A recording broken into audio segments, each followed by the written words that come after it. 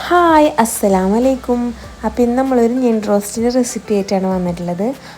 അപ്പോൾ ഞണ്ടൊക്കെ ആദ്യം നമുക്കൊന്ന് ക്ലീൻ ചെയ്തിട്ടെടുക്കാം.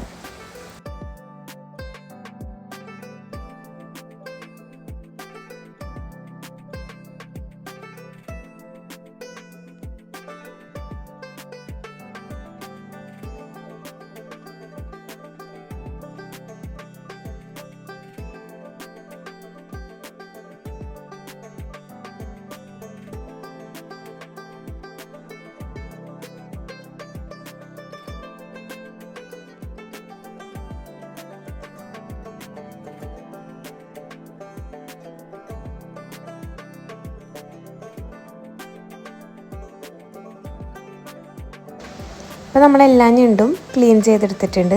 ഈ ഞണ്ടിൻ്റെ കാല് നമുക്ക് എങ്ങനെ കട്ട് ചെയ്തെടുക്കാമെന്ന് നോക്കി നോക്കാം.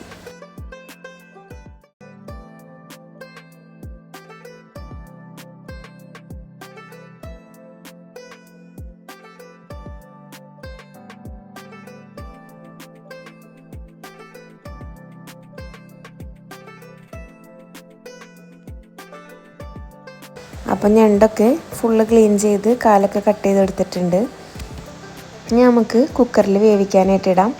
അപ്പോൾ ഒരു കഷ്ണം കുടംപുളിയും കൂടി ഇട്ട് കൊടുക്കുന്നുണ്ട്.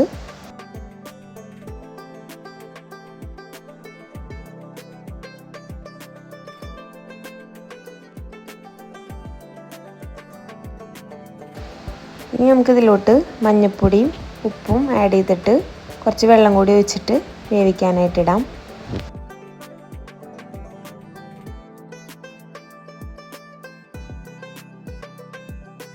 അപ്പോൾ ഇനി നമുക്കൊരു ഉരുളി വെച്ചിട്ട് അതിലോട്ട് വെളിച്ചെണ്ണ ഒഴിച്ച് കൊടുത്തിട്ട് ഉലുവട്ട് കൊടുക്കാം.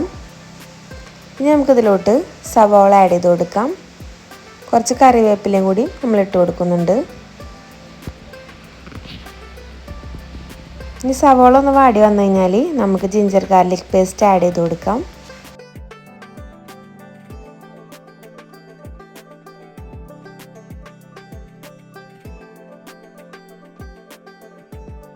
ഇനി നമുക്ക് 3 ടീസ്പൂൺ കാശ്മീരി ചില്ലി പൗഡറും 1 ടീസ്പൂൺ നോർമൽ ചില്ലി പൗഡറും മഞ്ഞൾപ്പൊടിയും ആഡ് ചെയ്ത് കൊടുക്കാം.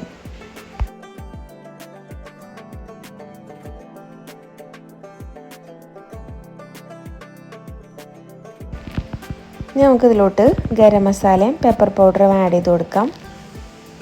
ഇപ്പോൾ നമ്മൾ തക്കാളിയും കൂടിയും ഇതിലോട്ട് ആഡ് ചെയ്ത് കൊടുക്കുന്നുണ്ട്. കുറച്ച് പെരിഞ്ജീരകത്തിൻ്റെ പൊടിയും കൂടിയും ഇട്ട് കൊടുക്കുന്നുണ്ട്. നമുക്ക് ഞണ്ട് വേവിച്ച വെള്ളം ഇതിലോട്ട് ഒഴിച്ചു കൊടുത്തിട്ട് ഗ്രേവി ഒന്ന് സെറ്റാക്കി എടുക്കാം. ഇപ്പോൾ നമ്മൾ വേവിച്ച് വെച്ച ഞണ്ടും കൂടി ഇതിലോട്ട് ഇട്ട് കൊടുത്തിട്ടുണ്ട്. നമുക്ക് നന്നായിട്ടൊന്ന് മിക്സ് ചെയ്തിട്ടെടുക്കാം.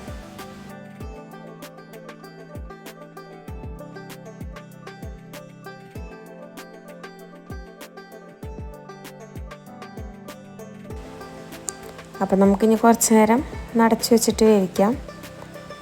അപ്പോൾ നമ്മുടെ ഞണ്ട് റോസ്റ്റ് ഇവിടെ റെഡി ആയിട്ടുണ്ട്. അപ്പോൾ നമ്മൾ ഞണ്ട് റോസ്റ്റിക്ക് കഴിക്കാനായിട്ട് പൊറോട്ടയും വാങ്ങിച്ചിട്ടുണ്ടായിരുന്നു. അപ്പോൾ പൊറോട്ടയും കുറച്ച് മയോണൈസും വീട്ടിൽ തന്നെ ഉണ്ടാക്കി.